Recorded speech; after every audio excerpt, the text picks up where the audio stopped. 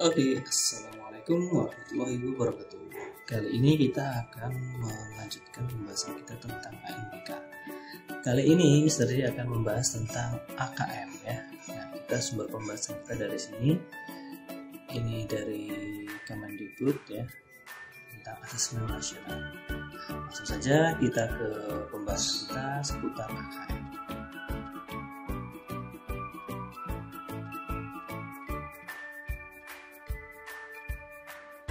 AKM itu merupakan asesmen kompetensi minimum. Kemudian apa yang dimaksud dengan minimum? Nah, ini yang dimaksud dengan minimum itu adalah pengertian minimum untuk menunjukkan literasi membaca dan numerasi merupakan kompetensi yang setidak-tidaknya harus dimiliki untuk seseorang dapat berfungsi secara produktif dalam kehidupan. Konten yang diukur bersifat esensial serta berkelanjutan lintas kelas maupun jenjang. Tidak semua konten pada kurikulum diujikan. Istilah minimum juga memaknai bahwa konten yang diukur bukanlah seluruh konten pada kurikulum, namun konten yang esensial. Nah, ini teman-teman perlu tahu ya, konten esensial itu maksudnya apa? Kita harus tahu ya. Jadi yang dimaksud yang di sini ya esensial yang akan dibahas itu yang konten yang sangat perlu sekali ya, mendasar, intinya yang harus dimiliki ya. Mendasar perlu kita sangat perlu kita ketahui. Jadi seperti itu. Oke, kita lanjutkan. Nah, di sini ada sebenarnya terdapat berbagai macam literasi, misalnya membaca, sains, digital, dan keuangan. Apakah AKM meliputi semua literasi tersebut? Jawabannya tidak, teman-teman. Karena AKM 2021 hanya mencakup literasi membaca dan literasi matematika saja nih.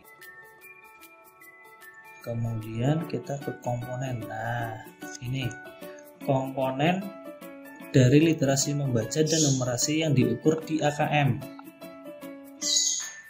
Ya, yang ditinjau dari 3 aspek, yaitu konten, proses kognitif, serta konteks ya.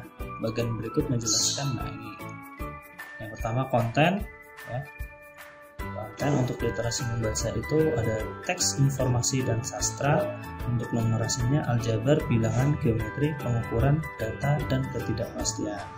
Kemudian untuk proses kognitif, nah ini menemukan ya, untuk literasi membacanya, menemukan interpretasi dan integrasi, evaluasi, dan refleksi informasi. Untuk numerasinya pemahaman, penerapan, dan penalaran. Kemudian konteks ya, personal, sosial, budaya, dan saintifik. Untuk numerasinya personal, sosial, budaya, dan saintifik. Ini sama. Untuk soalnya bentuk soal dari asesmen nasional atau AKM ini ya, terdiri dari pilihan ganda,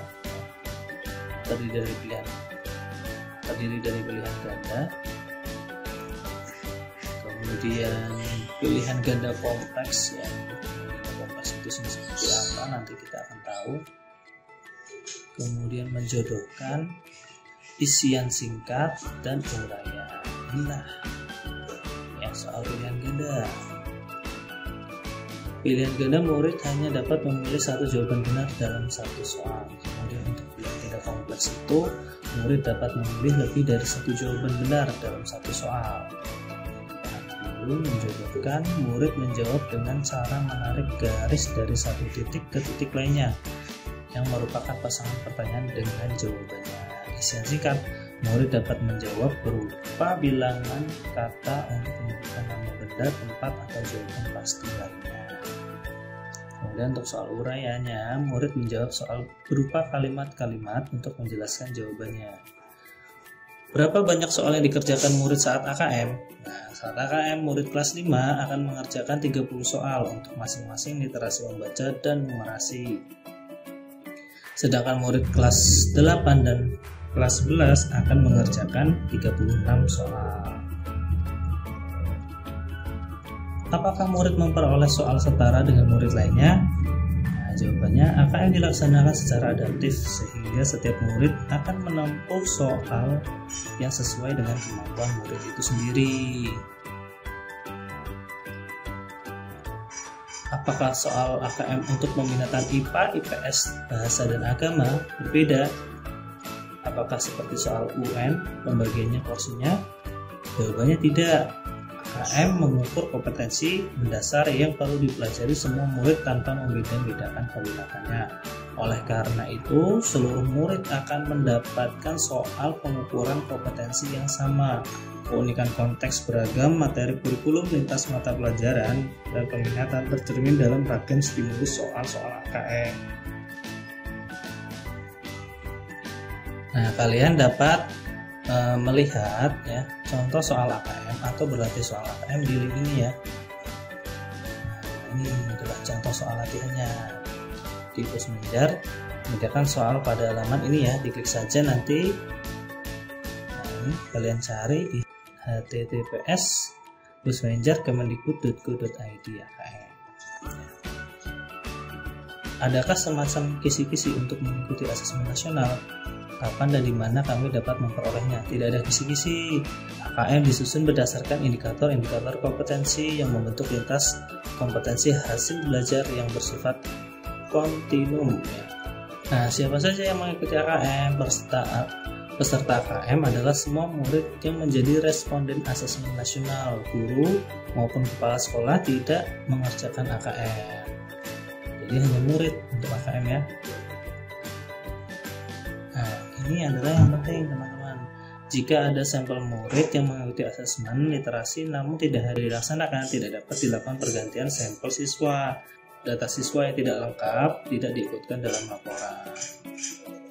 Bolehkah murid kelas 9 ikut mendaftar AKM untuk menguji kemampuan literasi? Jawabannya tidak boleh. Responden AKM dipilih secara acak oleh Kemendikbud untuk target sasaran kelas 5, 8, dan kelas 11. Nah, itu teman-teman kira-kira yang bisa dibagikan untuk penjelasan AKM.